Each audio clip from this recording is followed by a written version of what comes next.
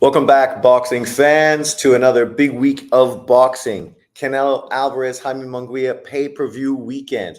So we're going to be talking about that, and we're going to be talking about much, much more. Obviously, boxing in 2024 is off the hook, man. It's just getting better and better day after day. I don't know if you're a boxing fan, if you're not loving what's going on, really, I got to question you. Question why you're really here. But we'll wait till people roll in and then we'll get to it. Obviously, there's a lot of big news. We have the Canelo Alvarez pay-per-view this weekend. There's been a lot of other big news in boxing as well. A lot of that I'm going to be discussing on today's live. So make sure you tune in, stay tuned, and make sure you leave your comments in the comment section below. Generally, our chat section is very friendly and very well behaved. So leave it at that. We'll chop it up and we'll see how everybody's doing. Jay Will, what's up? Jay Will's the first one in the house. What's up, Jay Will? So, Jay Will, before everyone rolls in, what are you thinking about this weekend's Canelo Alvarez fight? Iceman, hello, hello. I will be talking about, obviously, the main event, but also the undercard. To be fair, PBC undercards and pay-per-view undercards really have consistently not really been great. A lot of the money goes to the headline fight. So that means there's not so much money for the bottom level fights. And generally, that's exactly what you see on many of these pay-per-view fights. Low level undercard, great headline fight. And this is no different. We'll talk about it. We'll talk about the good and the bad today here with Boxing on Sean, or Boxing with Sean. This is really even more amplified by what we've been seeing recently from a lot of the money fights that the Saudi Arabians are doing through Matchroom and DAZN, where the undercards are fantastic, deep, and really stacked. And we've seen a bunch of those being announced over the last few months, and it just seems like there's more and more. Obviously, the Canelo Alvarez fight happening in California was just released last week, and that undercard is fire, right? So it really shows you the problem with many of these kind of pay-per-views, right? It just doesn't deliver, especially when you're asking the fans, you and me, to pay $80, and then you wonder why some people don't pay. Well, the reason they don't pay is because they don't think one fight is worth that kind of money.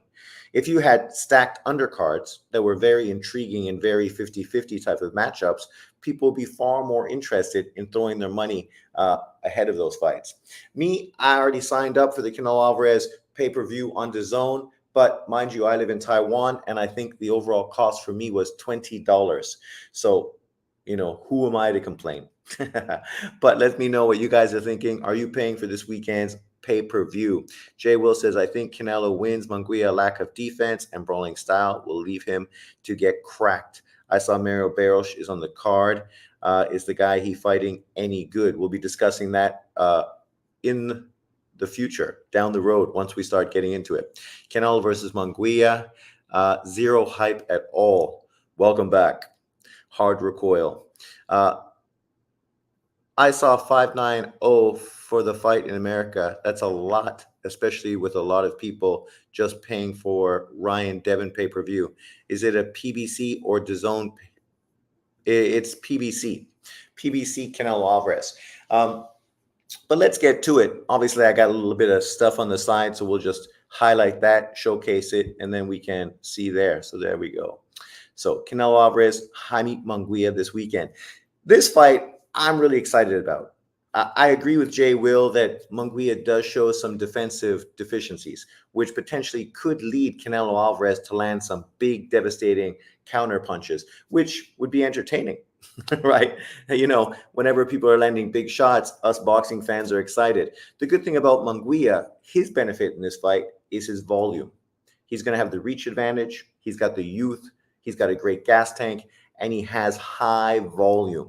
If he can really make Canelo Alvarez work by using enough movement so that Canelo Alvarez doesn't have to just stand in front of him and time him, but needs to actually adjust, move, try to cut him off, try to put some pressure on him, make Canelo work for it, and continue to use his volume to outpunch and outland Canelo Alvarez, and then get the fuck out and make Canelo then move his feet and try to get into range to land his shots. He could win this fight, right? I just released one of those short little videos today where I was telling people that I hope Munguia wins. I think it'd be great for boxing, not so great for Canelo, obviously, or Canelo fans, but for Munguia and for boxing as a whole, having another huge upset in boxing would just really ramp up everybody. People would be talking about it.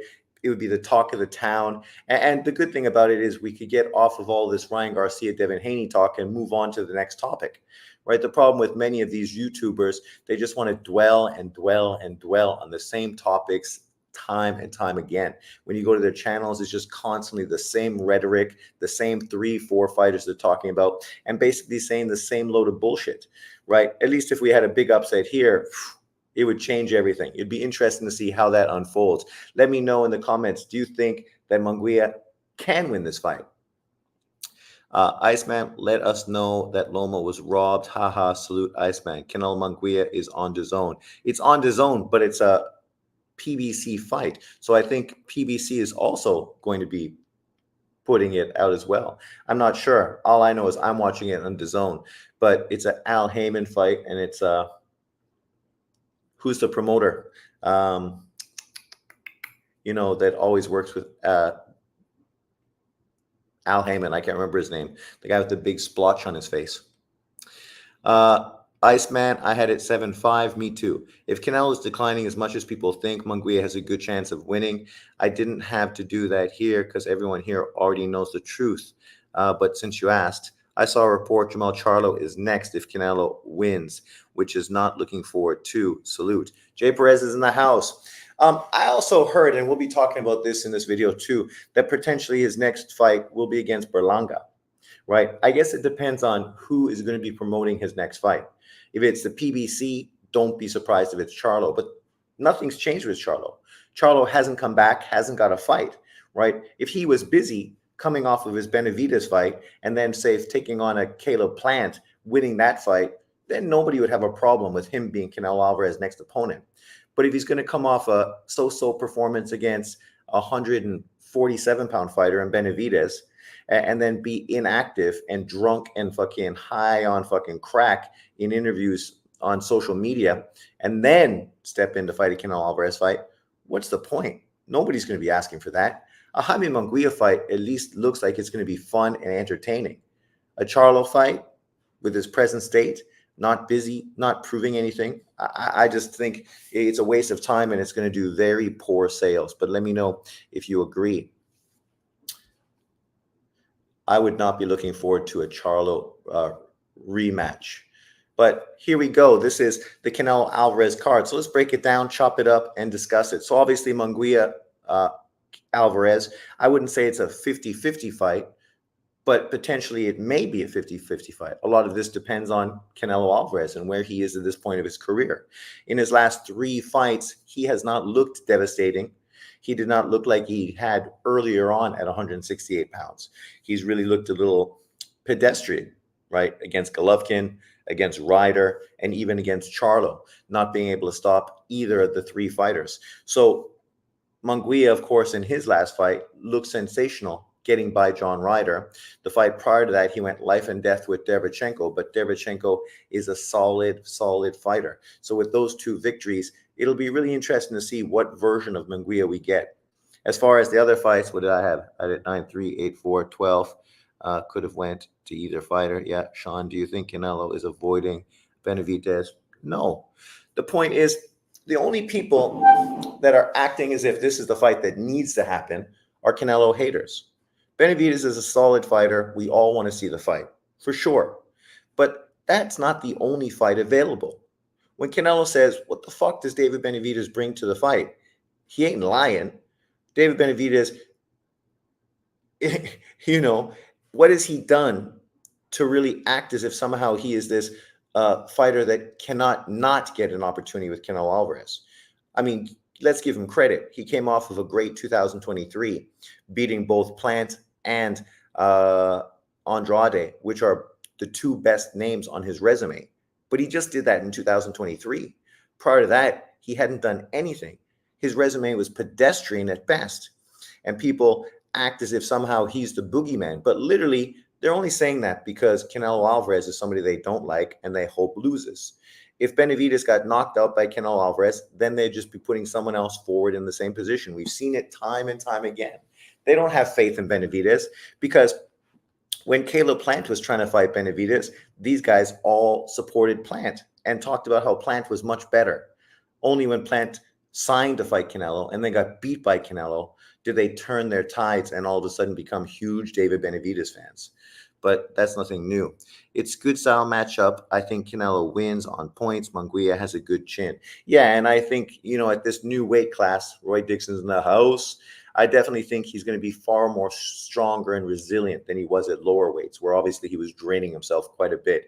He is the naturally bigger man than Canelo Alvarez and the longer fighter. But let's look at these undercard fights. Brandon Figueroa versus Jesse Magdaleno. We know what that is. Jesse Magdaleno is shot. He's done. His last fight was a loss. He was inactive prior to that, right? His last big win was against Nonito Donaire. How many years ago? For Brandon Figueroa, this is a name opponent to put on his resume at 126 pounds. But that's what it is. Nobody thinks this is a 50-50 fight or super competitive. Most people feel Figueroa is just going to overwhelm the smaller Magdaleno. So literally, Brandon Figueroa is moving up from 122, taking on Jesse Magdalena, and he's the bigger fighter. So, what does that tell you? It should be a one-sided beatdown, and I do expect Magdalena to get stopped in that fight. As far as Mario Barros, he's taking on Fabian Maidana. This is not Marcus Maidana. This is his brother whose whole career has really just been coat riding his older brother, who obviously was in big fights, 2 fights with Floyd Mayweather. He's already lost twice. He doesn't have the power that his brother had. His resume is piss poor. For Mario Barros, this is just a cherry pick fight to potentially become the WBC champion, right? And for both Figueroa and Barrios, this is typical PBC type of maneuvering. These guys are fighting mediocre opponents, but potentially are going to become interim champions and then be elevated based on fighting this level of opposition, right? And I ain't hating on it because this is what happens in boxing, but this is something consistently we see with the PBC, right? Figueroa could be in with a really good quality fighter. I don't know if Magdaleno has beaten anyone that's ranked by the WBC. As far as Fabian Maidana, who is he beat that's ranked for the WBC? But of course, here we are talking about the WBC again, pushing bullshit and just trying to fucking highlight PBC fighters and put them into fights that really they haven't earned, right? And that's just more of the same. Nice to see Stanionis back. Yeah, after 2 years of inactivity. Thanks, Al Heyman. I thought Ramos edged Lubin, so nice to see him on the ring with an uneducated or some of these opponents. Where are the brothers at on this card? Which brothers? Oh, yeah, you're going to say that. It's true. There's no brothers on this card. But Al Heyman is all about Black American fighters. Black American boxing fans support the PBC and Al Heyman because he's all about the brothers. But here we have a card that literally does not have one Black American fighter on the whole card.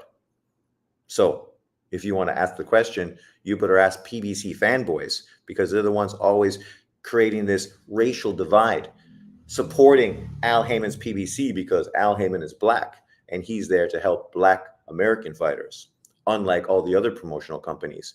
But if that's the case, where's the love? Charlo should be on this undercard. If you threw him on this undercard, fighting below Saul Canelo Alvarez, then we could potentially see a Charlo Alvarez fight making sense. And he would be active. You showcase him on the card. They could go back and forth through the press conference. It would create some buzz for the fight, right? But I'm not the one making these fights. I'm not the one predicting or making who these guys are fighting. As far as Stanionis, he's in with Gabriel Mastre. People are criticizing Crawford for fighting a guy that's only had 11 professional fights. Mastre hasn't even had 11 fights, right? He's 37-year-old with 6 or 7 professional fights. He's been fast-tracked, fought good opposition, potentially a fight with him, and Stanionis might be the best fight on this card, right? Especially since Stanionis has been inactive for 2 years.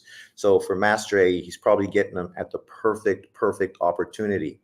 As far as Jesus Ramos really dropped the ball In that Lubin fight, that was his opportunity to really showcase himself and make a huge statement. And he would be one of the guys getting those 154-pound world titles. But unfortunately, he dropped the ball and was outworked by Lubin and really looked like he was just, I don't know what he was doing. I don't know if he was feeling 100%. I don't know what his excuse was, but it was a very, very disappointing performance against the guy we've seen knock the fuck out on multiple occasions in Erickson Lubin. And most people felt that Ramos was going to go and do the exact same thing, especially based on how he was destroying people prior to that fight. But, hats off to Lubin. He pushed himself back into big money contention and potentially a world title fight, whereas Ramos is fighting Johan Gonzalez, a Venezuelan fighter that nobody has ever heard of, who's never fought anybody and hasn't done anything. Charlo avoiding Plant like the plague. That'd be a great fight. He should totally take that fight. He'd get good money too. Saudi Arabia has become the Mecca of boxing. Fitting, right? The Mecca. Vito Malinicki fighting Ronald Cruz. I mean, Malinicki is garbage. Garbage. And then everyone under this card, the only person worth talking about is probably the Cuban, William Skull. But then again, he's fighting a guy in Sean Hemphill, who, is easy work. William Skull is Cuban school of boxing. Defensive, slick, very good boxer. Not the most entertaining fighter, but a guy that should easily dominate a guy like this. And the truth is, he's ranked highly by many of the sanctioning bodies. I think he's the number one IBF 168-pound champion. Or not champion, sorry, contender. And this is who he's fighting. A guy like Sean Hemphill. I'm pretty sure if I look at the rankings for the IBF, Sean Hemphill is not even a top 15 fucking IBF ranked fighter. Let's take a peek. $90 for this card is insane. This kind of feels like a showcase card for $90. Well, exactly, right? Outside of, as I said, the Stanionis Gabriel Mastre fight, every other fight here is a showcase fight. Canelo Munguia, solid. Stanionis Mastre could be great, depending on how these guys are. And outside of that, every other fight is a showcase fight. And the PBC historically always loved to push showcase fights. Meanwhile, we get Better Bia versus Bivol for free with a fucking dynamite undercard, which many of these American so-called boxing fans aren't even talking about. That's what kills me. People are such hardcore boxing fans, yet when you go look at their channel, you can be like a John Boxing who's literally related 24 videos in a row, all related to Devin Haney and Ryan Garcia. How is Amazon happy with this crap? Well, I think Amazon's not in a position to be happy or unhappy. They haven't really done anything to show that they're interested in boxing, at least not at that level. They're not putting any money into it. They're not really doing anything. So, you get what you pay for, and they're not paying for fucking much. That's why people haven't been very excited about the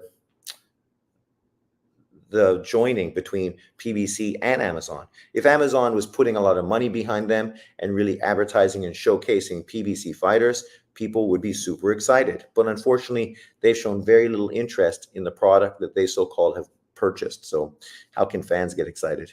If they had the main event only for $30, I would gladly pay for it. Exactly, like me. I think I said I'm paying about $20 in Taiwan for the DAZN app. Is DAZN paying $90 plus being a member? Because usually it's about $20 less based on the monthly membership fees. So let me know how that works out for you guys, because I don't live in America, so I'm not sure. But let's look at these rankings. Boxing scene, boxing rankings.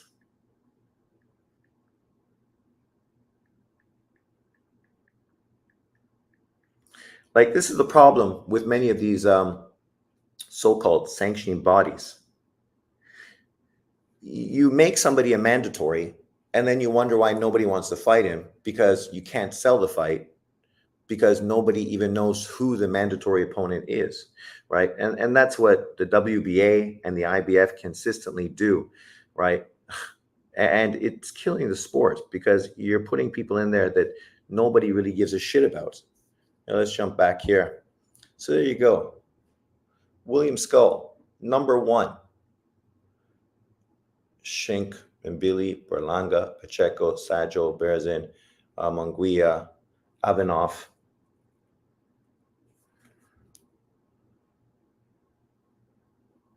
Zuckerberg, Jeffers, Zilli, Parker, Murdoch, Pedrick, McCrory.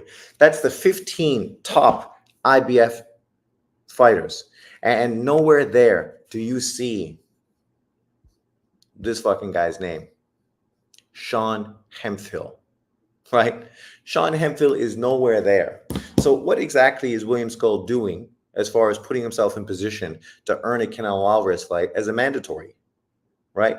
If he becomes the mandatory, Canelo haters are going to then shit on Canelo for fighting his mandatory, right? Because it's nobody they're familiar with, even though he's fighting on the undercard, but he's fighting on the bottom of the undercard against a no-name opponent that's not going to help make him the kind of opponent people actually want to watch Canelo fight.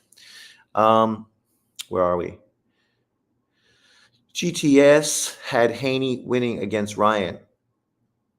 I don't think you could say Haney won. I think I was very fair in my scorecard. I said that if Haney won the 12th round, I thought it would be probably a draw, and I wouldn't be surprised if the judges ended up giving it a draw. One judge did. The other 2 didn't. But as far as Haney winning, you obviously don't know how to do math, because I don't understand how you could do math and think that Haney won the fight. I mean, I got roasted on my channel by subs of my channel who disagreed with me having Haney in the draw. But I'm just counting the numbers. How many rounds did Haney win? How many rounds did Ryan Garcia won? Ryan Garcia got a 9-8 instead of a 10-8 in one round because of the docked point. And if he lost the 12th round, all the points equaled 112, 112. I mean, it's simple math. Sean, what do you think of Floyd held in Dubai? I know you probably some petty stuff, but for them to block Floyd's passport tells me they weren't happy. What's the big deal? This would happen to anybody. If you were in a country and you had legal recourse, like I live in Taiwan, if I get in a car crash, Taiwan's not going to let me leave the country on my passport. I'm going to have to go through the legalities while I'm in the country. They're going to freeze my passport or confiscate it. So Floyd is no different than me or anybody else. Last time I think I paid 25 euros for the Joshua Walling card. Sean, where are the brothers on the card? Is this a segregation card? Dude, you're asking stupid fucking questions to the wrong man. This is Al Heyman's card. You got a problem with the PBC pushing a Latino-only card, then you talk to PBC fanboys and Al Heyman. Don't talk to me. I didn't make the card. I already told you that I agree with you. When I was watching this card yesterday, I thought the exact same thing. Haney is a victim of weight bully. That's why he lost. Oh my God. Give me a break. Iceman, get the smoke, is delusional. Haney fan. He said Haney won by 2 points against Ryan. He can't do math. He's just throwing out a number. Harder call. Karma got Haney for robbing Loma and ducking that rematch. I'm a fan of Floyd guy. Just found it funny. If a single boxing for pays $90 for one card, he must be wealthy or definitely spends too much. I still can't believe people really had Haney as pound for pound number 2. Well, people that only pick pound for pound fighters based on their skin color. They want to demean guys like Usyk, Beterbiev, Bivol, Canelo, and Inouye because they're not Black Americans. But it doesn't matter that they're not Black Americans. You got to look at what they've accomplished. He will say Inouye's only chasing belts, but then he will fanboy Haney for literally chasing a belt at 140 pounds against Prograis and then talking about going to 147 to chase a belt against Mario Barros. That is the epitome of chasing a belt because it doesn't prove anything. You became a 3-weight world champion specifically by cherry picking belts, not by taking on great opponents. Like literally Inouye fought for undisputed. Isn't that exactly what we want all boxers to do? And then you look at the top boxers in the sport, Crawford, pound for pound, Inouye, pound for pound. Usyk, pound for pound. Canelo, pound for pound. Bivol and Beterbiev fighting for pound and pound. I mean, Haney was pound for pound. And him being pound for pound elevated him above everybody except for the black fighter, Bud Crawford. Yet, did he do more than the other guys? No. The one reason he was elevated is because he was pound for pound. But that only works for him. Nobody's talked about Josh Taylor being pound for pound number 2, right? When he was undisputed. Of course not, right? So this shows you the skin politics a lot of people on YouTube are playing. They're not boxing fans. Like, if you're still talking about the whole Devin Haney, Ryan Garcia thing, as opposed to looking forward, it just tells you everything you need to know. They're all trying to make this Glovegate 2.0. Just expect the LDBC to start going rampant on that narrative, especially now that, Devin Haney's dad came out accusing Ryan of cheating. Yet most of these guys didn't say anything about Floyd Mayweather doing the exact same thing to Juan Manuel Marquez. Hypocrites. Haney, weight bullying is normal in boxing. It's not a racial thing. It's a normal thing boxers do to get an advantage. Everybody does it, right? So we can't start picking and choosing when to call someone a weight bully and specifically do it only based on race, because literally everybody does it. I mean, people want Canelo to fight David Benavidez, but David Benavidez is the epitome of a weight bully. People literally were calling him that until they wanted to use him against Canelo Alvarez. And now, of course, they don't say it anymore. To me, if you have never fought a decent guy your size, you can't be a pound-for-pound fighter. Do you think Al Heyman needs to get in with the Saudis making fights like Eddie Hearn and Frank Warren have? He's been offered the fights, Jay Will. He's been offered the fights. You look at that that Bud Crawford card in California. Almost every single fighter on it's PBC. So he is working with them in some capacity. We just don't know what capacity it is. It's not as a promoter, but he's definitely put his fighters on the cards, which is great news. Like, I'm not hating on anyone. I hope everyone jumps on the bandwagon and makes great fights by using Saudi Arabian money. I mean, as a boxing fan, isn't that what we want? Did you see the video of Devin and his family after the fight celebrating with a big birthday cake and candles, screaming, and still? Well, you got to somehow celebrate something, right? You literally just got your ass beat, knocked down fucking 3-4 times, humiliated in a fight you said was going to be easy work. So, small blessings, right? I mean, the guy that should be celebrating is Ryan Garcia, who bet on himself and ended up making $12 million plus his purse. Ryan Garcia might make over $70 million in this fight. 70 million. And then you say, was it worth not winning the belt to come in 3 pounds overweight? Fucking right it was. Anybody on this live right now talking would totally have done that for fucking $70 million payout. Any of us.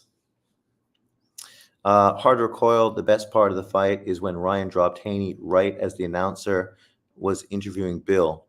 I wasn't watching the, because I did live, right? So I wasn't listening to any of that. So I missed out on that aspect, unfortunately.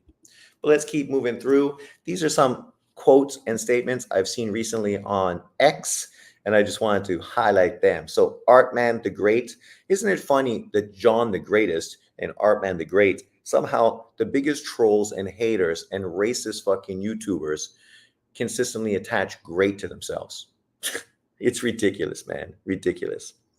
He bought a woman a $1.5 million ring. Well, that's nothing after you win $12 million from the casino and then still have another $50 million coming in from the promoters. He says, I honestly believe many boxing fans are hypocrites and phony. They only support a man when they're winning, but when they lose, all that support is gone.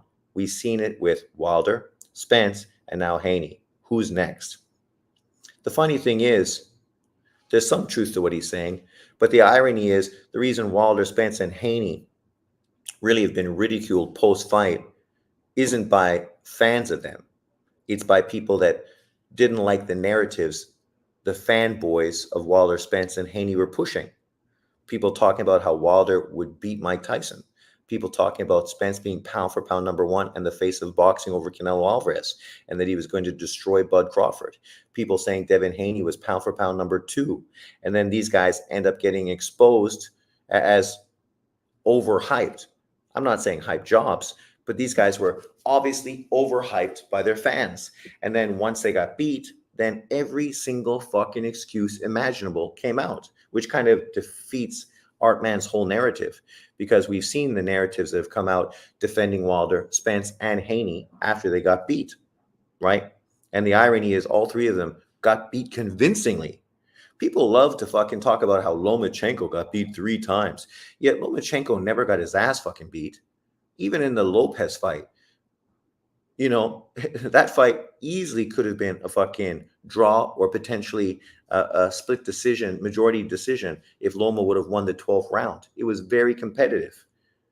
Haney fight, most people feel Loma won. Salido came in 20 pounds overweight. No one calls him a weight bully. They ignore that because they just want to hate on Lomachenko. Yet now when they talk about Haney, oh, Ryan Garcia's a weight bully. What about fucking Salido?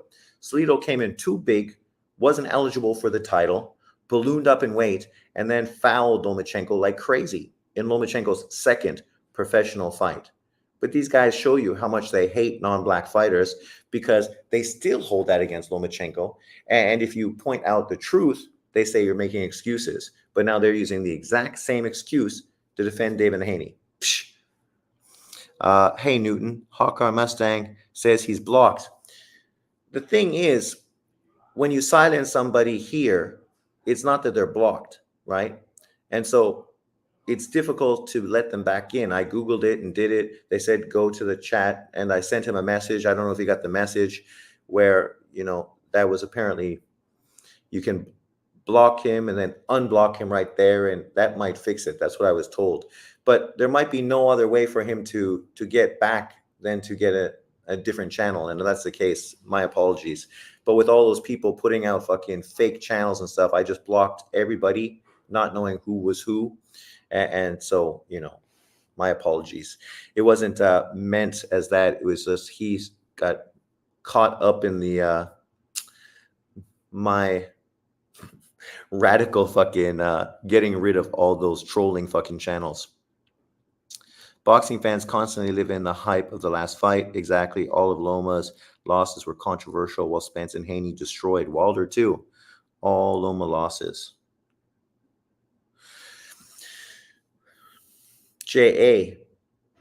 3 losses, 2 against pound-for-pound quality fighters, 1 against a 3-weight world champion in his second professional fight. Are you worried about Virgil making championship weight versus Zoo in August? His last 2 fights were weighed in at 156 and 156.6 pounds. No, I'm not worried because there was no need for him to make weight on those fights. I think those 2 fights, it wasn't even scheduled at 154 because they don't want to push his body after the last 2 problems he had, obviously at 147. But in a fight of this magnitude, then obviously he's going to drop those last 2 pounds. And hopefully it doesn't have any negative repercussions physically on him, because that would be really a career ender probably for him, unless he just wants to move straight up to middleweight. But we'll see. I'm hoping things work out the best. Mr. B. Samble says, Turkey, Al-Ashika, and Saudi Arabian invasion of boxing have proven something I've always suspected and spoke about on and off for years. For some boxing fans, it really isn't about the best fighters getting made or fights getting made. They have ulterior agendas, and it's just plain to see. Yeah, and that's what I've been pointing out for years. These agendas, right? These PBC fans that supported Showtime and PBC because they were good for black boxers, right? While everybody else was anti-black boxers and racist, right? Yet now we have people seeing that the PBC is putting out just as many fight cards that are Latino-based, not based with black American fighters. Literally, Top Rank puts out more fight cards with black American fighters than any other promotional company in boxing. Yet Bob Arum and Top Rank and ESPN have been called racist for fucking years. And calling ESPN racist is the stupidest fucking thing I've ever seen. They're the opposite of racist. They are totally fucking woke. That's why every single broadcaster is black or a woman on ESPN right now.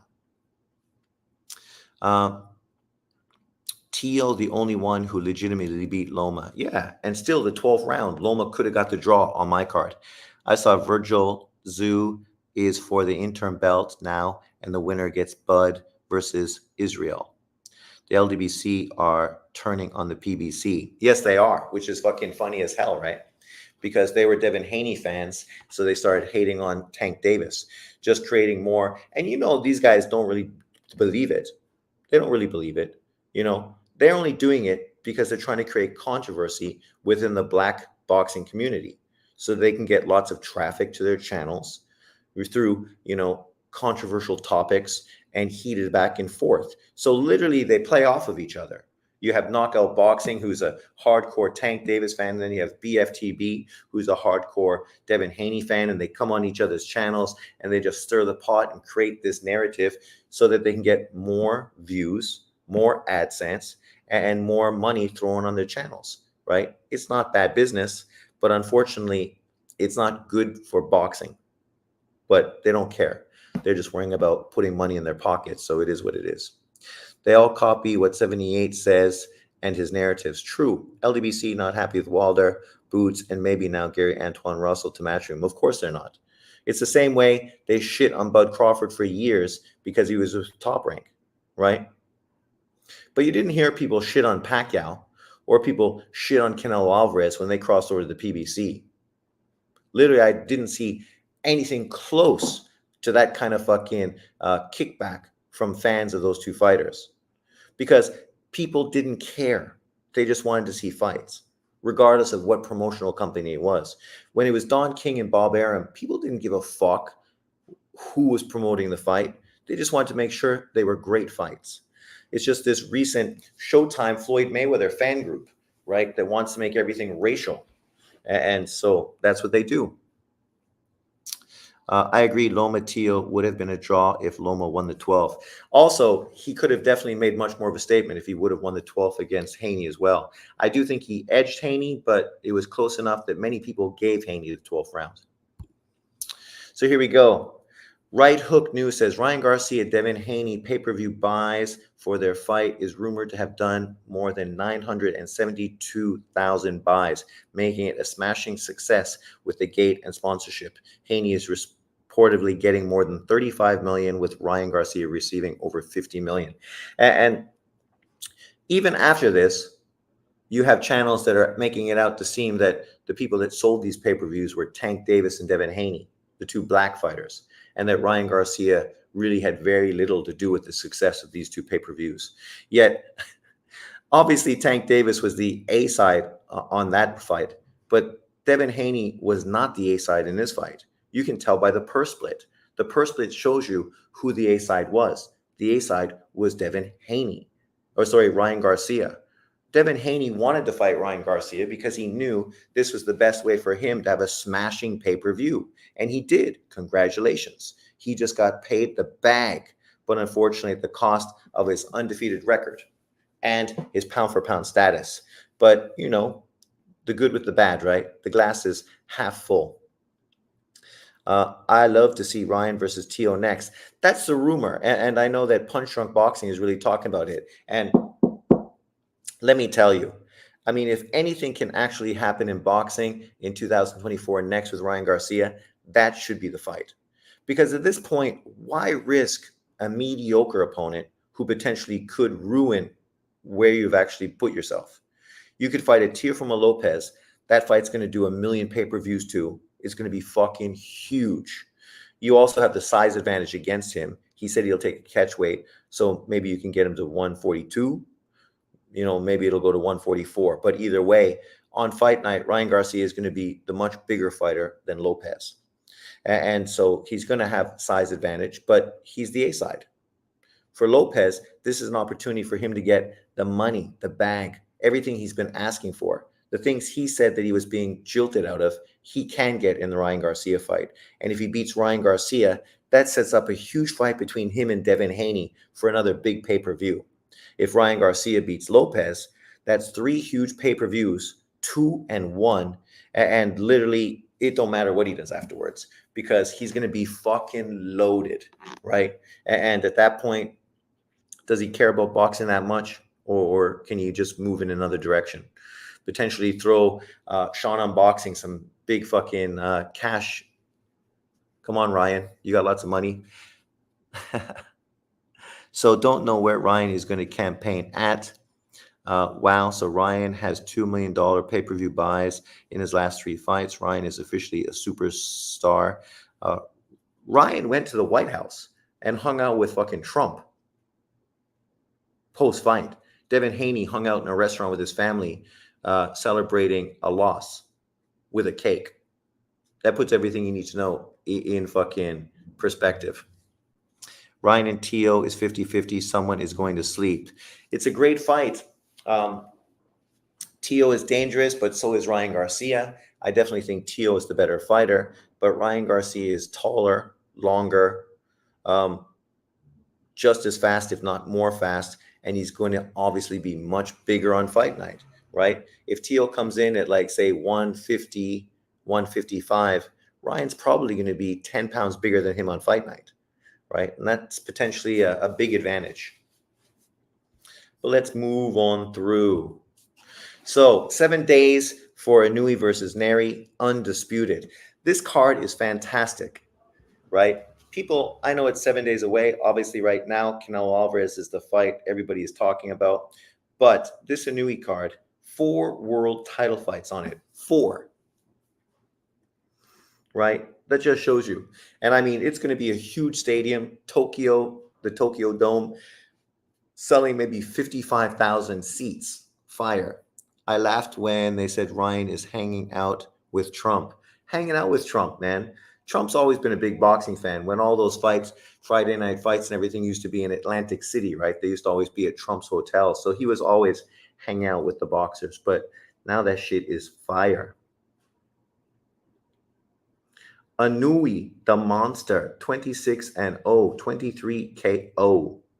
Fighting Luis Neri, 35-1, two-weight world champion.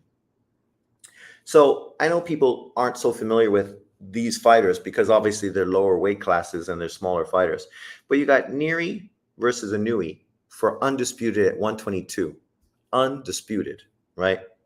That in itself is something big and worth talking about. Then you have Segio Yuri Aku, who just became a 112-pound world champion, facing Taku Kuarawa, which obviously is a big domestic fight. But here's a guy defending his world title in Japan for the first time. So obviously that's great for him. 19-2-1, 11 KOs, stopped twice. So not the most indomitable fighter. Obviously just beat a longtime world champion, Artem Dalakian, who was undefeated 22-0 to become the champion after beating Jason Vason in the fight prior to that. Not a guy that has a lot of big names. You can see one fight in 2017 where he ended up facing Junto Nakatani. Junto Nakatani stopped him in 6 rounds because Junto Nakatani is a bad, bad man. But you got him defending his world title. Then, of course, you have Inui's brother, Takumi Inui, who is currently the WBA 118-pound world champion. Dun, dun, dun, dun, dun, dun. And might be in a unification fight with Junto Nakatani later this year. Cross my fingers, hope to die, stick a needle in my eye. I hope that's the fight that happens because when Nakatani then moves to 122, Nakatani, Inui, fuck, man. I know Americans aren't going to be happy because you can't sell that in America, but who gives a fuck? They don't care anyway, so we don't need to sell it to them. Jay says, I got into a heated debate on an LBC channel for saying Inui is selling out the Tokyo Dome, doing $20 million gates, so why go to America for Tank or anybody? That's a fact. He's literally the first fighter since Mike Tyson to fight in the Tokyo Dome when Tyson lost to Buster Douglas. It's a huge fight. For him, this is the pinnacle of Inui's career, fighting in Tokyo in front of 55,000 people on a 4 world title fucking card. That shit's dynamite. And of course, it's Japanese heavy because it's in Japan and you're selling it to Japanese fans primarily, and it's going to be a huge success. Also, his fights are shown in Japan on Amazon. Before PBC was with Amazon, Inui was with Amazon. So who is he going to fight? Sho Ishido. Sho Ishido's a solid fighter, 34-3, never been stopped. Tall, long, experienced, 32 years of age. I would not be surprised at all if Sho Ishido beats Takumi Inui. He's got more power. His only loss is coming to two very good 115-pound fighters in Kosi Tanaka and Israel Gonzalez, both by split decision. Prior to that, he lost to Kali Yafai for a world title fight when Yafai was the world champion. And those are his three losses. I mean, I think this is the upset. I think Ishido is going to beat Inui's brother. And it should be a very good fight. Very, very aggressive, very back and forth. But people say they got 85 million. It sounds good, though. If Wilder KOs Zhang, Turkey said, depending how goes Wilder versus Jared Anderson in August. Yeah, but I don't think that will be the fight. I definitely think he will push for an Anthony Joshua fight. Another Monday Japanese morning. Hope it will have time to watch. Them saying they got 85 million doesn't make sense. Pay-per-view broadcasts get 30 to 50% of the top. Then promoters get a cut. Facts, American fans sleep on how popular Inui is over in Japan. They do, because they're haters. And then, of course, you got Jason Maloney, the WBO 118-pound world champion. Maybe he'll be fighting Takumi Inui to unify titles now that they're on the same card. He's going to be defending his WBO title against another fighter, a Japanese fighter, an up-and-comer in Takei, who is 8-0 with 8 KOs. Dun, dun, dun, dun. Is a new great Japanese fighter born? Takei, is he going to knock him out? 27 years old. Good fight, quality. And then the last fight on the card is also dynamite. Dynamite. TJ Dahoney, who was 122-pound world champion, ended up losing to Ramon to become a unified champion by beating him. He just came off a big victory. Who did he face last time? He beat undefeated South African fighter Lembindo, stopping him in 1 round.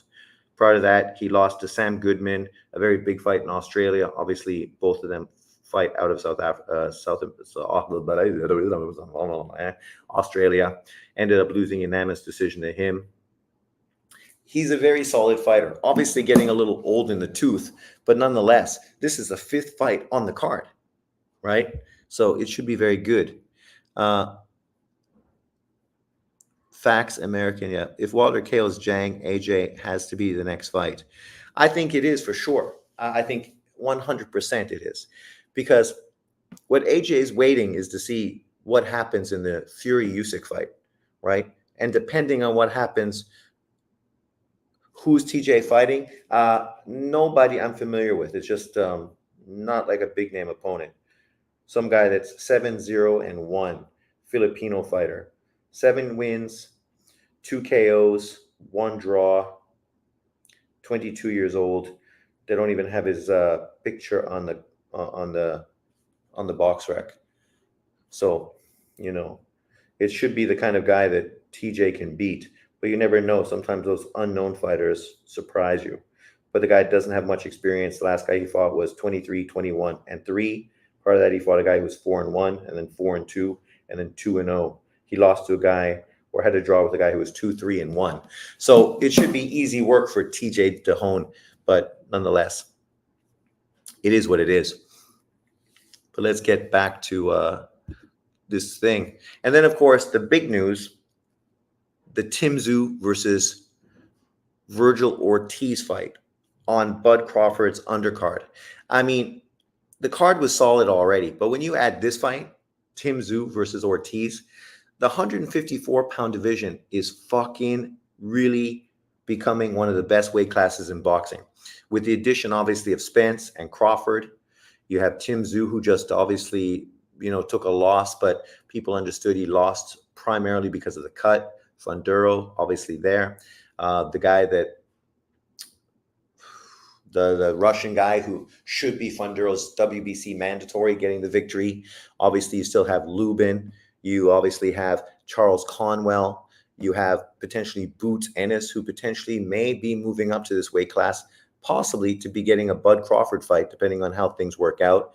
The weight class is really, really looking good, solid, and a lot of really entertaining fights, right?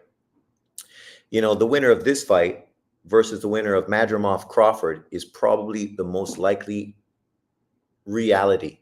And I mean, think about how great that would be. Crawford potentially is going to be the WBO and the WBA champion. He's then going to have to defend against one of these two fighters if Funduro doesn't take the opportunity to fight him, which probably he won't. And then you still have the Russian fighter who has the IBF title. And apparently, who did I hear maybe trying to chase that? I was saying Lubin should try to get that belt, because then, it would make a lot of sense for the PBC. But it'll be interesting nonetheless. I just think a lot is going on, and that's great. That's excellent. As a boxing fan, I'm excited. Nobody expected this fight to happen, especially after Tim Tszyu took a loss. I mean, Jesus Christ, man. This is dynamite. It just shows you the character of Tim Tszyu. This is a dude that's all about taking on great fights. You don't just jump in with a guy like Virgil Ortiz, who has a 100% KO ratio coming off of a loss, right? Even though Tim Tszyu versus Ortiz, stylistically, it's a much better matchup than a Funduro. But nonetheless, I think Ortiz is a much more dangerous fighter than fucking Funduro. Every day of the week. Every day of the week. Thank the Lord, the Saudi boxing gods. Thank God. And then this is a narrative I saw on X. So let me know what you guys think. Here are 8 great historical past fighters. And apparently, Tank Davis could beat them all. I mean, when you look about Mayweather, okay, Roger Mayweather, I do think Tank Davis would beat him. Mancini was not the most skilled fighter, but he was a hard puncher and tough as fucking nails. Alexis Arguello, long, rangy, super fucking dangerous. Aaron Pryor should be undefeated. Aaron Pryor was a monster. Speed, combination, power. I mean, everything people give Tank Davis credit for, Aaron Pryor was doing that years and years and years and years ago, but also had a huge punch output, right? Pernell Whitaker, slick as fucking spit, right? Like Tank Davis wouldn't be able to hit him. When you look at the guys that really beat Pernell Whitaker, they were big, long fighters like Tito Trinidad, right? Oscar De La Hoya, 147-pound fighters who had much reach advantage over him and were just much bigger fighters. So it was obviously very difficult for him to compete with those fighters. But when he's fighting guys his weight, like Julio Cesar Chavez, he schooled Chavez. And Chavez was no punk. Chavez, we saw what he did to Meldrick Taylor. We saw what he did to Hector Macho Camacho. Macho Camacho is probably one of the most disrespected, unappreciated fighters in history. What he was doing at his time, if he was around now, he would be the most talked about fighter in American boxing without a fucking doubt. His personality, his stage presence, he was every bit fucking Sugar Ray Leonard, but also, a bit more Fernando Vargas. He had the boxing ability, the skill, the hand speed, the combination punching, the swag, the Prince Nassim fucking sort of aura about him, and obviously he had a huge Puerto Rican fan base as well. You look at his resume and the fighters he beat, he beat Sugar Ray Leonard. Obviously Leonard wasn't at his best, but Leonard was fighting a lightweight, a fucking lightweight, right? Yeah. But, this is the kind of rhetoric people fucking love to push out to fanboy for fighters who right now won't even fight the best fucking guys in and around his weight class. Like, you're going to say Tank Davis could beat all these fucking legends, but yet Tank Davis isn't fighting Tio, isn't fighting Haney, isn't fighting Loma, isn't fighting Shakur. Like, he's not fighting the best fighters in his era. The best fighter he fought was Ryan Garcia, who nobody fucking rated. And even after Ryan Garcia beat Devin Haney, people still don't believe in Ryan Garcia.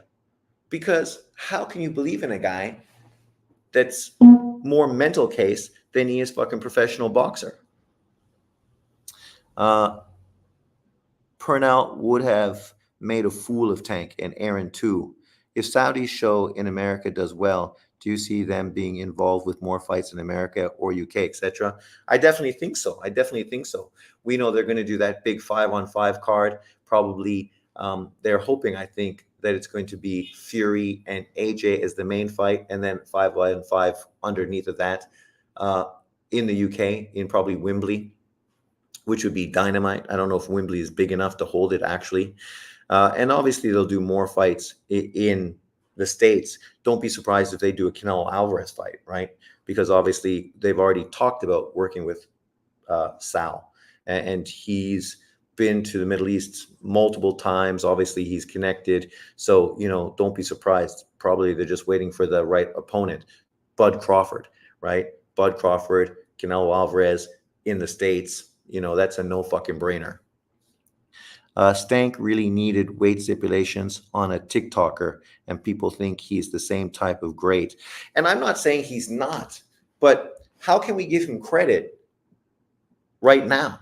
He's 30 years old, and his best win is still Jose fucking Petraza. Literally. Whenever people try to fanboy for his resume, they say, oh, look, he knocked out Jose Petraza. Lomachenko couldn't do that.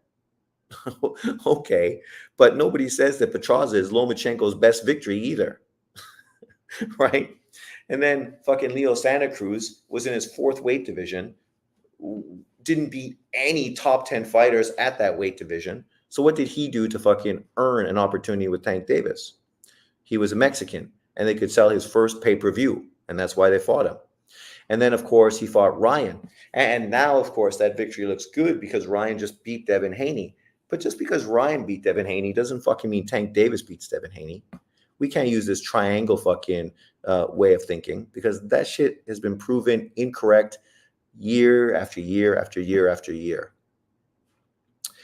These guys did 15 rounds easily, and the pace of the fighters back then, they were nonstop. Boxing today is slower for sure. Do you watch Dennis Hogan versus Munguia by any chance? I thought Dennis was robbed in Mexico. Most people feel Dennis was robbed in that fight. Tank got talent, but he has been moving like a coward these last few years. Not these last few years, his whole fucking career. I mean, Frank Martin just might be the best opponent that Tank Davis has been in with. The problem, though, is that Frank Martin is a 30-year-old prospect who's never beaten a top 10 fucking lightweight. So even if he beats him, people are going to be like, yeah, okay. But who the fuck did Frank Martin ever beat? He's never been a world champion. He's 30 years old. Like, I mean, on the outside, he looks good, looks really good. And it looks like he very well may be the best opponent that Tank Davis has been in with. But he hasn't done anything to prove that. And that's what this comes down to. When you talk about how great someone is, if you don't have a fucking resume, right, to prove it, then what the fuck are we talking about?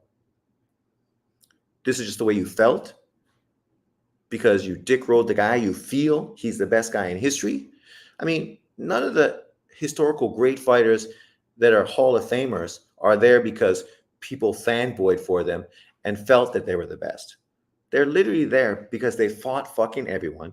They won tons of accolades, and they did it in the ring.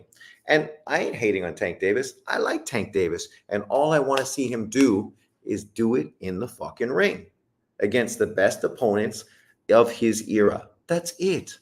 That's all, right? And I don't think this is too much to ask for, because this is literally what you ask every single fighter to do. Devil's advocate, Tank opponents after 2 beats them like Petraza, Pitbull won belts, Barrios beat Yugas, and Ryan just got upset Devin. Yeah? Barrios beat a fucking Yugas coming off of a destructive loss to Spence. Petraza won belts at 135 and then got his ass beat by Lomachenko, moved up to 140 and was competitive, but never won a world title there. And, just got beat by Keyshawn Davis. And then Pitbull, his fucking claim to fame is beating fucking Rolly Romero. Oh my God, stop. Rolly Romero. I mean, we know Rolly Romero, pound for pound great. And then, of course, Ryan Garcia, who everybody was picking to get fucking schooled by Devin Haney. And the reason we're talking about the fight is because people are so shocked and so fucking surprised that Ryan Garcia won. It's kind of like talking about Mike Tyson losing to Buster Douglas. Are we being racist and hating Mike Tyson because our minds are blown that fucking Buster Douglas won? Nobody expected Buster Douglas to win. Nobody expected Ryan Garcia to fucking win. That's why people are shocked. Because literally everyone thought Tyson was going to win. Everybody felt Ryan Garcia was going to win. He didn't, especially coming off his Regis Prograis dominant performance. Most people probably would have favored Prograis to beat fucking Ryan Garcia. Tank's nearly 30, fought no one. Facts. Tank Davis is being moved like Mike Tyson was moved at the beginning of his career. Stop, JD. What are you talking about? When you talk at the beginning of his career, what are you talking about? Before he was 21 years old, when he fucking fought like 24 people in 2 years just to fucking get some experience under his wings, and then literally fought champion after champion after champion after champion to unify the titles, and then fought another champion in Spinks to become the lineal champion.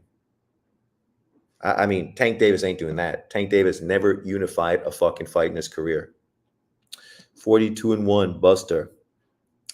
Imagine if Frank beats Tank and Vosdick beats Benavidez. The PBC would be in shambles. Jesus Christ. That's totally what it would be. It would be, I won't see the end of the PBC, but Tank Davis is their last fucking bastion of hope. And obviously, David Benavidez is there as well. If they lose those two fighters to devastating losses, it'd be great for boxing, but it would obviously be really terrible for the PBC. It feels like David Morrell is chasing Benavidez. It's not that it feels like it. He told you he is. He's literally going to 175 to chase David Benavidez, who literally ducked him at 168. And of course, all the people that are all over Canelo fighting Benavidez somehow are missing that narrative. The fact that literally his promoter said the fight was signed, and then David Benavidez denied it, and now they literally run and run and run and run away. And I feel, my opinion is that David Morrell is the best fighter at 168. The best. So I can understand why nobody wants him, because he is the fucking monster. It's too risky for Tank to unify under Mayweather tactics. I feel like it could happen because this is the year of upsets. So far, so good. We will see moving forward. Speaking of legends. So when I looked at that, I just thought, obviously everybody are legends. But then we think about this guy. I was around when he was fucking beating these great fighters and dominating, really impressively beating these top guys in boxing, and people were all over him, right? When he beat Greg Hogan after his split decision loss, right? And then obviously fought Julio Cesar Chavez in a fight where he got chin checked, and it really changed the whole course of the fight. But being chin checked and then outworked by Julio Cesar Chavez is no negative. We saw Taylor, who was an Olympic fucking superstar, right? The guy that everyone thought was going to be the best fighter from the Olympics, go on and really beat on the outside Chavez in that fight, and then have his career ruined in that fight. Beating Howard Davis Jr., a guy that was the best fighter in the 1976 Olympics. Cornelius Boza fucking Edwards, Edwin Rosario, Freddie Roach, Jose Luis Ramirez. Rosario Ramirez, 100 fights under his resume, right? Fighting De La Hoya, undefeated prime De La Hoya, losing to him. But look who you're losing to, a fucking welterweight. Beating Leonard, a legend, who only had 2 losses on his resume at that point. 2, right? 1 to Hearns and 1 to fucking Duran. Beating Duran, Roberto Duran, 96-11 at that point, right? Like, the fact that people don't want to give guys like him any credit at all, it's really shows you a lot of the problem in boxing, because he was a sensational boxer, right? Not a tough guy, not a hard puncher, but skill, flamboyant, right? Combination punching. He entertained people not because he was going to destroy his opponents, but because he embarrassed his opponents with his footwork and hand speed, right? What he's doing is what Devin Haney and Shakur should be doing. But unfortunately, they become far more defensive than he does, which makes them even less interesting.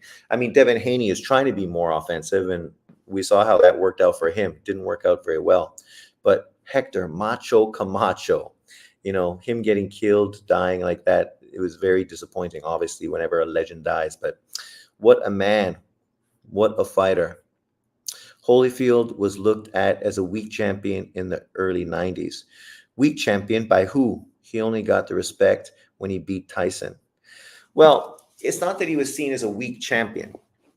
As a cruiserweight, people saw him as a legend. And when he moved to heavyweight, the problem was people felt he was too small. The same sort of criticism Usyk is getting now, especially going to fight Fury. People feel that he's just not a heavyweight, even though Evander and Usyk are plenty big for historical heavyweights, bigger than the majority of them. But, in this era where you have gigantic heavyweights that are just so much more athletic, nimble, fleet-footed than historically they were. Obviously size matters, especially the heavyweight division where there is no weight class where you can come in 50 pounds bigger than your opponent. I literally heard John Boxing try to criticize Tyson Fury for weight bullying Deontay Wilder, but that's the whole point about heavyweight boxing. That's why heavyweight boxing is the pinnacle of the sport. Why the heavyweight champion is called the baddest man on the planet, right? And why there should be an undisputed heavyweight champion above and beyond anyone, because they don't need to move up and down in weight classes. They're there. They can defend their titles against the other top guys, and that's all they need to do, and just see how long they can stay on top, knocking back the contenders. And then, of course, everyone under that has to fight for pound, because they don't have a chance against the heavyweights. Imagine Bud Crawford fighting Tyson Fury. It's ridiculous. And that's why pound for pound was made. Evander and Usyk definitely top 20 pound for pound. Usyk especially. Usyk because he seems like he's made to jump up to heavyweight without juice. Well, yeah, but he also did struggle with Chisora. Holyfield beat Mercer, Holmes, Tyson, Foreman, Moore, Bowe. He never really, I think, really deserved to beat Bowe, but Bowe was just a bad matchup. And then he fought a razor close fight with Lennox in a rematch. I didn't think that dude was weak. Never weak, just small. Dwight Muhammad quality. Holyfield was live on TV, 15 rounder, I believe. Yes, the first fight was fucking unbelievable. And then the second fight, obviously experience allowed Holyfield to be far more dominant. I personally think Holyfield would have beat Usyk at cruiserweight and at heavyweight. That's a big conversation, right? Because stylistically, he brings the heat. Usyk is slick, uses movement, counter punches, makes you chase him. Holyfield is a hunter, chases you down, will take one to land one. It would be a very intriguing fight. I'm a huge Evander Holyfield fan. Ever since the 1984 Olympics when he was robbed against the New Zealand guy, who obviously became trainers for Joe Parker. I was a big fan of his. And I would be favoring him to beat Usyk, just like I favored him to beat Mike Tyson. I was not shocked or surprised at all that Evander Holyfield beat Tyson. Tyson was mentally ruined going into that fight, right? He wasn't the same fighter he had been earlier. So I was not shocked or surprised when he bit his ear. Who could be shocked? We knew Tyson was a fucking train wreck at that time, and that just totally proved it. Stylistically, I would like Mike Tyson's chances against Usyk more than Holyfield.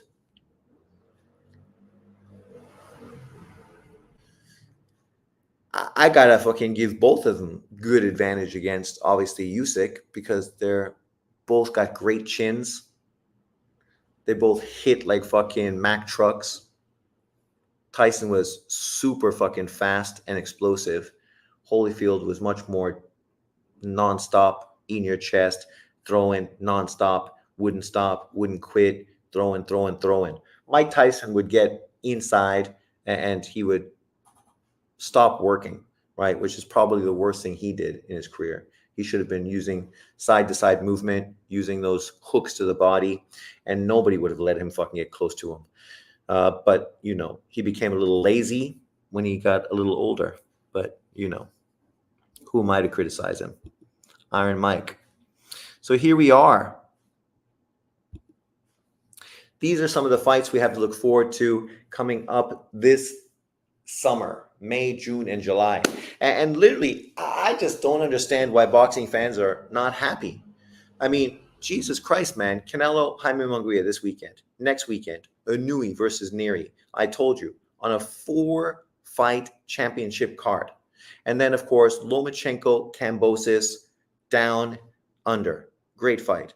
And then, of course, Usyk, Tyson, Fury in Saudi Arabia. And then Josh Taylor, Cottrell, the rematch, right? I don't know what kind of undercard that has, but that fight in itself, fantastic. And then, of course, Bivol Beterbiev, undisputed light heavyweight fucking clash.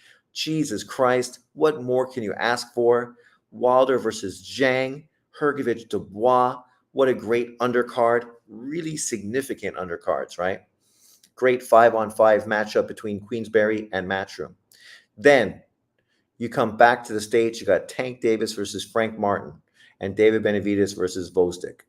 And then after that, Juan Francisco fucking Estrada fighting Bam Rodriguez. Come on, people. Come on, people. That is dynamite. That is dynamite. If Bam beats Estrada, he becomes pound for pound top 10. And if Estrada beats the young up-and-comer, he just solidifies himself as a top 10 pound for pound fighter. He should be there, but his inactivity has made him drop, according to Ring Magazine's editor when I discussed it with him. And then, of course, you have Taylor Serrano rematch. Unlike Ring IQ, I'm not a huge advocate of women's boxing. I'm not against it. I don't hate it. I don't have a problem with it. But generally, I'm just not that interested in it. But that Serrano-Taylor fight was fucking dynamite. It was a great fight. A great fight. And now the rematch, Jesus.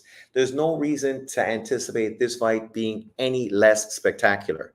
It's a great fight, and it really showcases these two women as legends in female boxing. Legends. And then in August, Bud Crawford, Madrimov on this super card in California with Virgil Ortiz against Tim Tszyu on the undercard. Fuck me, people. I mean, if you're a boxing fan, how come you're not fucking wetting yourself right now in anticipation of this non-stop fucking summer festivity of boxing? I mean, usually, historically, summer boxing was boring, right? Because it just didn't have a lot going on. But this summer, fucking dynamite.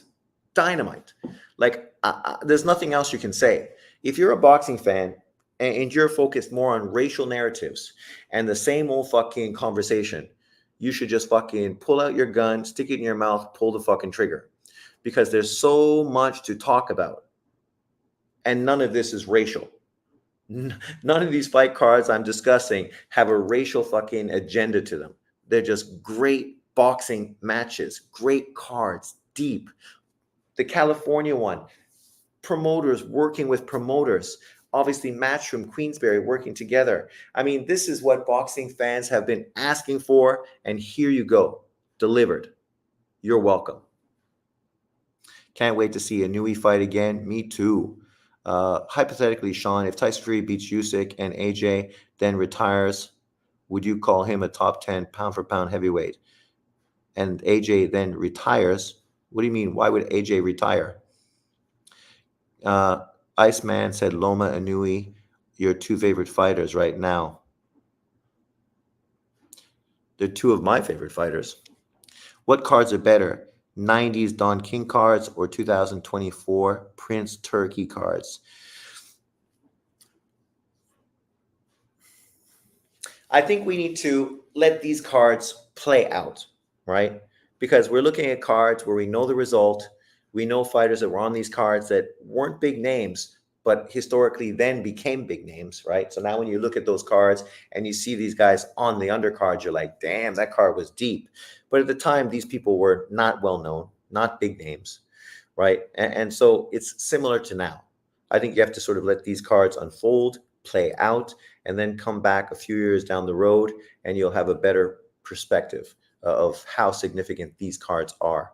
And as for people who are worried about how this is going to affect boxing in the future, fuck, man. Hopefully it helps boxing. Shouldn't that be the way you're looking at it? I don't know where this negativity comes from. Boxing fans, some of them, specifically Americans, fuck, man. They just don't want to be happy, man. They don't want to be happy. What fight you're most looking forward to? Me, as I said, I'm a big fan of Inui. I'm really becoming a fan of Bam. Obviously, I'm a fan of Crawford. I'm a fan of Lomachenko. But I think I like Tank, and I think this is a great matchup with him and Martin. But I think the card I'm most excited about is probably Better BF Bivol for undisputed light heavyweight with the great 5-on-5 matchup. Wilder versus Jang might be boring as fuck, but on the outside looking in, it's a great matchup between two big punchers. I think Hrgovic is going to make a statement against Daniel Dubois. I just think that card is dynamite, and I'm really excited to see if Better BF can become an undisputed light heavyweight champion by beating Bivol. And if he does that, woo, goddamn. And if Bivol wins, you know, he solidified himself as probably pound for pound top 3 with a Canelo win and a Better BF win. Who in boxing has 2 better wins on their resume? I'm met if Fury beat Usyk and AJ, then Fury retires into the sunset. Is he a top 10 heavyweight ever? He's definitely in the conversation by beating Usyk, AJ, Wilder, and Klitschko, right? He doesn't have such a deep resume as far as staying busy and staying active against top opponents. But the top 4 guys on his resume, that's legendary.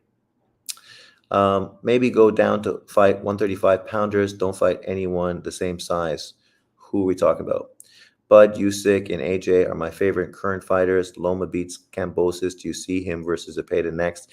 I know that apparently the IBF has mandated Zepeda as the mandatory, but I also know that they might do a unification fight between him and Navarrete, the WBO champion, if he becomes the WBO champion. And that would be obviously a huge fight. Unification, IBF, WBO, Lomachenko, Navarrete. The winner takes on Shakur. How could you script that any better? That shit would be dynamite. The only thing could be better was if Shakur was fighting Tank, Loma fighting Navarrete, and then the winners fought for undisputed. That would be the best 2024 fucking ever. Tank Davis in potentially 2 career-defining fights, right? If he could beat Shakur and then beat the winner of Navarrete Lomachenko, all this negativity people throw at him would be fucking out the door. People would have him pound for pound top 3. They would say, man, this dude is fucking the real deal. He just beat fucking Shakur and then he beat Lomachenko and now he's undisputed. Man, that shit's incredible. Better BF is going to stop Bivol. Mark it down, Sean. I'm leaning that way. I've studied this fight for years, and if Bivol somehow wins, it will prove I don't know a damn thing about boxing. Sean, what do you think about Canelo undercard? I think it's so-so. I'm still buying it, but Canelo undercards are always not that good. Well, we were talking about it at the beginning of the video, and I definitely think it's mostly just a bunch of showcase fights, which is normal for PBC. Tank would be one of my favorites if he wasn't protected. Facts, Newton. No, I mean, Tank Davis is one of the most exciting fighters in boxing. When I did my most exciting fighters in boxing, he was on my top 10 list. But it's not just about being exciting. You also need to fight the top fucking dudes in the division, right? Golovkin was exciting. And then he stepped up and faced the top fighters. And all of a sudden, he was no longer as exciting. That could have been because of age, or it could have just been the step up in competition. And that's what we want to see with Tank, right? The same kind of thing. Sean, I love boxing, but man, it's hard to keep track of all these mandos, belts, sanctioning bodies. Laugh out loud. Can't imagine a casual trying to follow. Exactly, Jay Will. No, that's a fact. That's why the sanctioning bodies kill the sport. That's why we need just one belt, one champion, and that should be fucking really what happens. If Saudi Arabia could do anything for the sport of boxing, and if you're listening to me, Turkey Al Sheikh, listen good. Because this is my one fucking request. Even though it'd be nice if you threw me fucking, a few dineros. I could go do some work for you. I can earn it. But, the point is, if you could fucking get rid of the sanctioning bodies, create one world champion for each weight division, that would be the best thing that could ever happen to the sport of fucking boxing. The best thing ever. Because now we would know who the champion is. And when a champion moved up from one weight division to another to try to win a belt, how significant would it be when you're literally moving from fucking 135 to 140 to take on the best guy at that weight class, the champion? Not one of four champions, not an interim champion, not a fucking regular WBA champion, not a fucking WBC fucking what was Lomachenko, Canelo, and Estrada fucking uber fucking champion. No. One fucking champion. Do that for me. Before I die. That's all I ask for. My one prayer, my one contribution to the sport of boxing would be to have one sanctioning body, one world champion. That's it. Sean, yeah. Are you happy at all to see Boots supposedly fighting Crowley this summer in Philadelphia? I'm happy that Boots is fighting because he needs to stay busy. I'm happy that he's fighting Crowley, his mandatory. I'm happy that he's with Matchroom because I'm hoping that we'll get to see him fight a lot more now that he's with Matchroom, because we know Eddie Hearn keeps his fighters busy, right? Something we know from watching Eddie Hearn as opposed to the PBC. I mean, yes, we knew Errol Spence was going to fight this guy, this guy, this guy, and this guy, and not Bud Crawford. We knew that. But outside of Spence, we don't know what any of the other PBC fighters were doing. Yet Eddie Hearn basically tells the guys after a fight who they're going to be fighting next, right? So they know they're getting paychecks. They know pretty much how much they're getting paid. They know they're going to be busy. Even if they get beat, they're still going to get fights, right? This is great for them. They stay busy. They get paid. They don't have to worry. They can buy houses, take care of their families, stay in training, focus. What's the expression? Stay ready to be ready, or be ready to stay ready. But Eddie Hearn fosters that because guys know that they're going to get fights quickly after another fight. They're not going to be waiting around like Stan Jonas for 2 fucking years waiting for a fight. Keep dreaming, Newton. That's not going to happen. Too many fighters in the pot. If Bam beats Estrada convincingly, I'm going to have him pound for pound top 5. What about if Estrada beats Bam convincingly? A Bam victory, Roman Gonzalez, his last big victory, a dominant performance against Roman and Gonzalez. He definitely should be pound for pound top 6. They try to sell every fight as a huge championship fight. Well, that's the problem, right? When you have all these promoters, right? And hopefully with what's going on now, we realize that bullshit doesn't really matter anymore. If you're going to work together to make big fights, this bullshit doesn't mean anything. We don't need to have fake titles so we could put on the poster world title fight, right? For a bunch of casual fans that think, how many fucking world titles are there? Because literally every week there's a world title fight. And I haven't heard of any of these fucking people. But yes, listen to Also Amazing. Smash the like button. I would appreciate it very much, people. It definitely is going to help my channel. I'm almost close to 500 subs. If I get to 500 subs, you guys can actually start dropping me super chats. I still don't get AdSense, but Super chats are better than nothing, I guess, if you feel so generous. So I think I'm 20 subs away. So remember to like, subscribe, and share.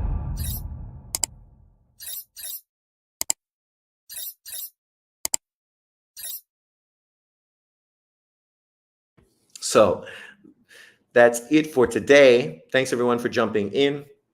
Obviously, I'm going to be going live Sunday my time, Saturday night your time for the Canelo Alvarez Jaime Munguia fight and the fight card. Let's just go back there for a second. Who am I going to start the fight card with? We can jump ahead.